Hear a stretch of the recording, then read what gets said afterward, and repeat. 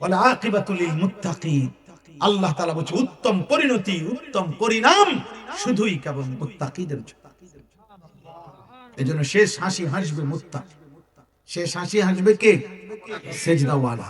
একটা একটা গুনাহ ছেড়ে দিয়েছে। শেষ হাসি হাসবে মুমিন, ঈমানদার। বেঈমান হাসবে না, বেঈমান হাসবে না। ইন্নাল মুজরিমিনা ফি আযাবি জাহান্নাম খালিদুন। আল্লাহ তাআলা বলছে সমস্ত নাফরমান জাহান্নামের আযাবে থাকবে অনন্তকাল। লা ইউফাত্তারু আনহুম ওয়া হুম ফীহি মুবলিসুন। কোরআনের আয়াত। আল্লাহ বলেন লক্ষ কোটি বছরে জাহান্নামের আগুনে এক সেকেন্ডের জন্য বিরতি দিবে না। অহুম ফীহি মুবলিসুন। কোনদিন সে হাসি মুখে হবে না, বিষণ্ণ আর মলিন চেহারা নিয়েই পড়ে থাকবে। ওমা যালামনাহুম ওয়ালাকিন কানু হুমুজ জালিমিন। জাহান্নামী চিৎকার করবে আর আল্লাহ বলবে বান্দা আমি জুলুম করি নাই, তুমি করেছো। 1টা বাজে জোহরের আজান হইছে, 4টা বাজে আসরের আজান হইছে, মাত্র 10 রাকাত নামাজ, 12 রাকাত নামাজ 3 ঘন্টার মধ্যে পড়তে পারতা, তুমি জুলুম করেছো। 7টা বাজে, সোয়া 7টা বাজে এশার নামাজের আজান হইছে, রাত 12টা বাজে তুমি ঘুমাইছো। 5 ঘন্টা মাঝখানে ইচ্ছা করলে 4 রাকাত ফরজ, 2 রাকাত সুন্নত, 3 রাকাত বিতির তুমি পড়তে পারতা। আমি আল্লাহ জুলুম করি নাই, আমি সময় দিয়েছিলাম। তুমি বান্দা নাফরমানি করলা, নাফরমানি। ইয়াউমা তুকাল্লাবু বুজুহুহুমুন নার ইয়াকুলুনা ইয়া লাইতানা আতা'না আল্লাহ ওয়া আতা'নার রাসূলা। আল্লাহ বলে দুনিয়ার কড়াই আর উত্তপ্ত তেলের মধ্যে মাছ যেমনে এই পিঠ ওই পিঠ করে ভাজতে থাকে, খোদার কসম আল্লাহ বলে বান্দা জাহান্নামের আগুনে তোর গাল, তোর চেহারা এমনে উলট পালট করে ফেরেশতারা পোড়াইতে থাকবে।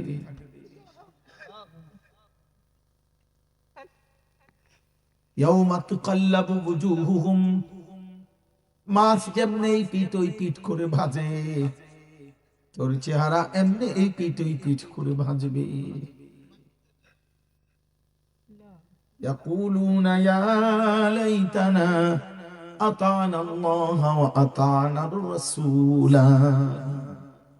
জাহান্নামী প্রতি সেকেন্ড সেকেন্ড আফসোস করবে আর বলবে হায় আমার মন্দ কপাল, আমি যদি আল্লাহ রাসূলের আনুগত্য করতাম, আমি তো পারতাম। আহা কি করলাম, আহা কি করলাম, আহা কি করলাম। দোস্ত, কেউ কাউরে বোকা মনে করেন না। মোল্লা মুন্সি আমরা বেওকুফ না, আমরা ভাত খাইয়ে বড় হইছি, সিরা খাইয়ে বড় হইছি, মাদ্রাসায় পড়া আমরা বেকুব না রে আব্বা।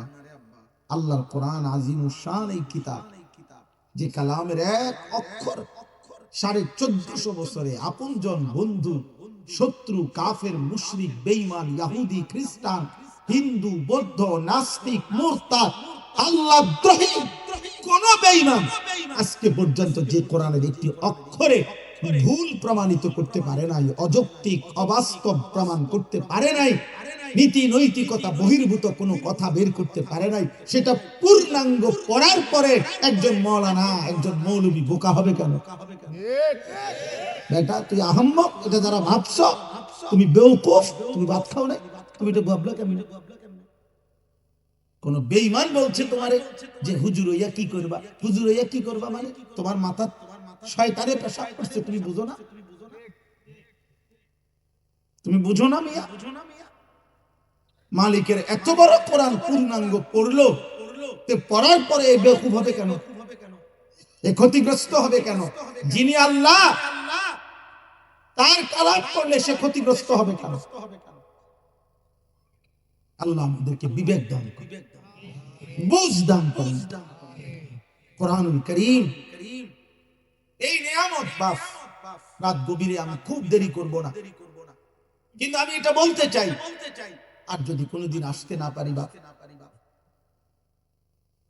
এই গভীর রাতে আমি বললাম ভাই, বন্ধু, নওজোয়ান, বাবা, মালিকের এই কোরআন ছুঁয়েও দেখতে পারলেন না, একটা লাইন কোরআন শরীফ দেখে দেখে শুদ্ধ সুন্দর করে পড়তেও পারলেন না।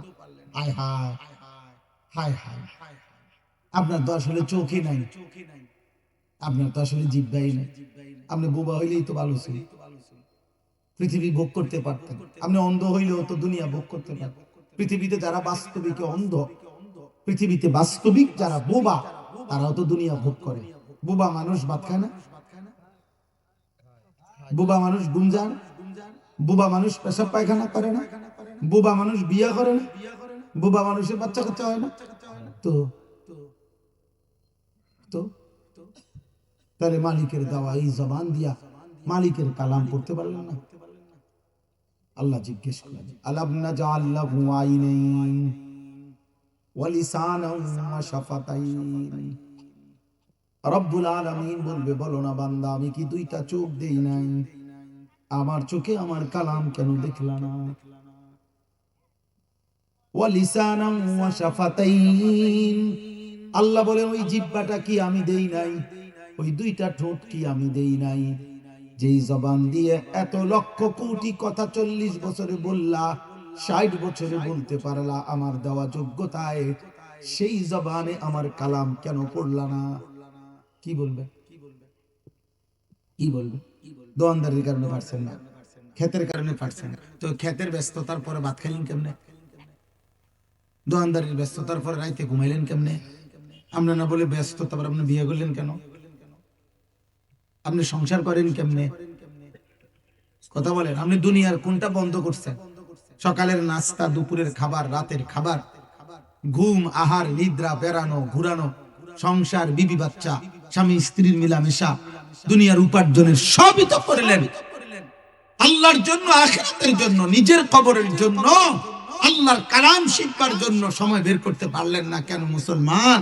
এই জন্য ভাইয়া মনে রাখবেন, যুবক ভাই, তাফসীরুল কোরআন মাহফিলে এই তিনটা কথা বলব। এক নম্বর কথা হলো কোরআনুল কারীমের তিলাওয়াত, কোরআনুল কারীমের উচ্চারণ দেখে দেখো যে ব্যক্তি কমপক্ষে মুসলমান পরিচয়ধারী, যে আল্লাহর কোরআনের দেখে দেখো পড়তে পারে না, শুদ্ধ, তোমার জীবন ব্যর্থ ব্যর্থ ব্যর্থ ব্যর্থ ব্যর্থ। তুমি হুদা কতটি ভাত খাইছো? আকামে যা খাইছো তা বাথরুমে জমা দিছো।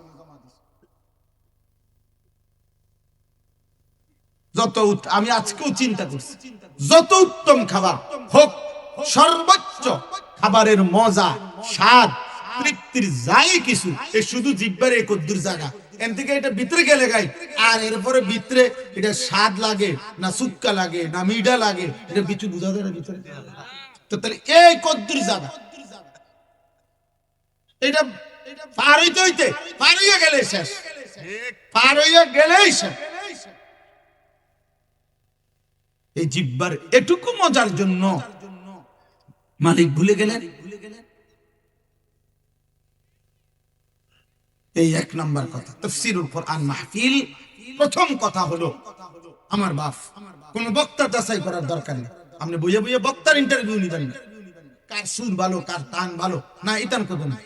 আপনার নিজের জন্য কি ফিকির নিলেন, আপনার জন্য কি বিবেক অনুভূতি জাগলো, এটা ভাবেন।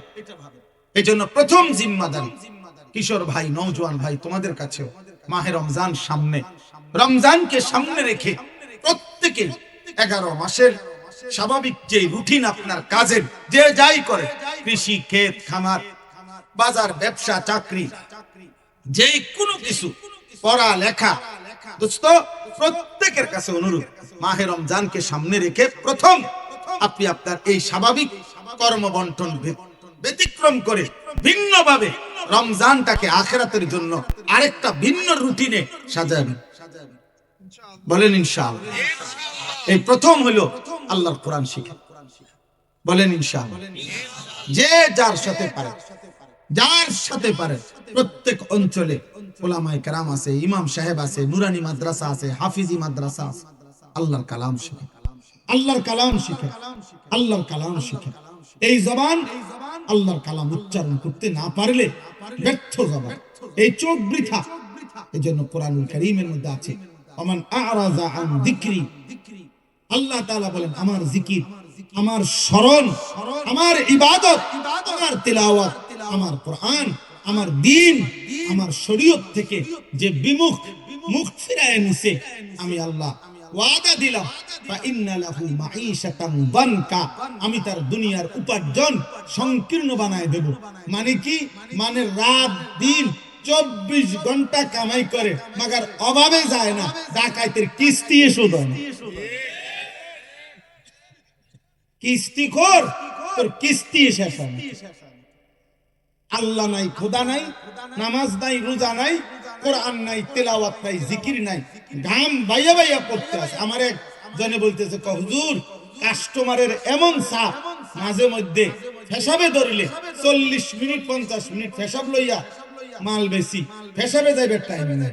জিজ্ঞাসা করছি কিস্তি চলে কয়টা? হুজুর দোয়া করবেন, অনেক কমাইয়া পড়ছে আর 60টা কিস্তি। আহারে, কিস্তি তোমার মুদবার টাইমও দেয় না,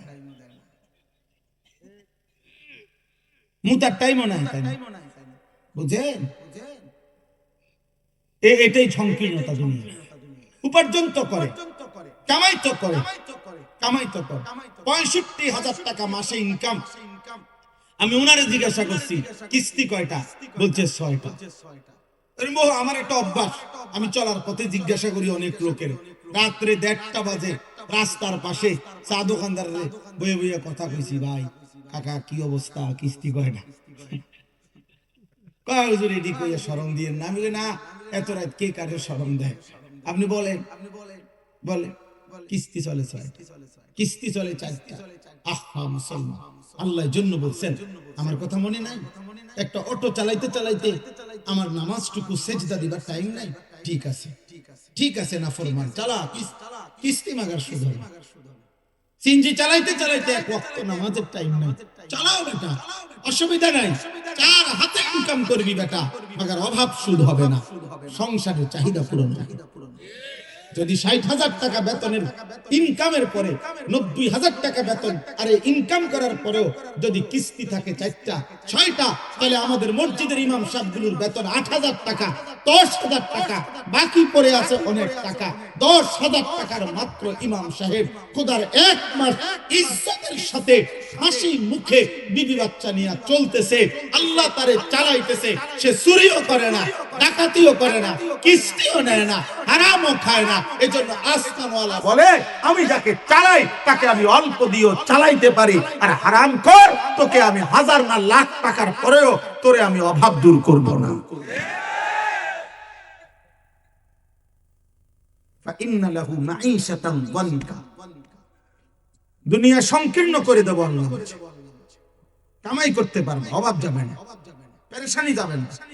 কোন হারামখোর, একটা সুদখোর, কিস্তিখোর, একটা লোক হারাম উপার্জন করে, ওজনে কম দেয়, ধোকা দেয়, কিস্তি নেয়, লোন নেয়, সুদ খায়, আপনি একটা লোক পাবেন না স্বস্তিতে আছে, সুখে আছে, শান্তিতে আছে।